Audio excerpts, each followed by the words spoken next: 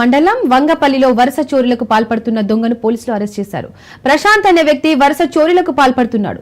వారం రోజుల క్రితం ఓ ఇంట్లో దొంగతనం చేశాడు. ఇంట్లో ఉన్న గర్భిణి గమనించడంతో ఆమెను హత్య చేసేందుకు కొడవలితో దాడి చేశాడు. చనిపోయిందనుకొని ఆమె ఒంటిపై నగలతో పరారయ్యాడు. అనంతరం ఏమీ తెలియనట్లు బాధిత కుటుంబ సభ్యులతో కలిసి డయల్ 100 కు కాల్ చేశాడు. బాధితురాలిని ఆసుపత్రికి తరలించగా చనిపోయిందనుకున్న గర్భిణి కాస్త స్పృహలోకి రావడంతో యువకుడి బండారం బయటపడింది. విచారణ పోలీసులు యువకుడిని అరెస్ట్ చేసి రిమాండ్ కు తరలించారు.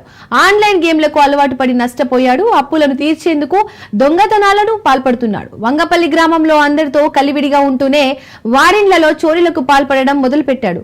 నిందితుడి నుండి 4.1 లక్షల విలువైన 8 తులాల బంగారం స్వాధీనం చేసుకున్నారు. అతడిని రిమాండ్ కు తరలించినట్లు ఏసీబీ తెలిపారు.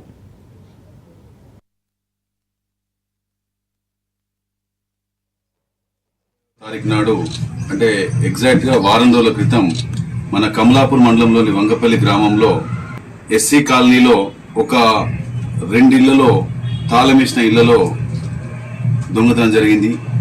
అదే రీతిన అదే కాలనీలో నివసిస్తున్న ఒక గృహిణి 7 నెలల గర్భవతి తన తల్లిగారింటికి వచ్చింది.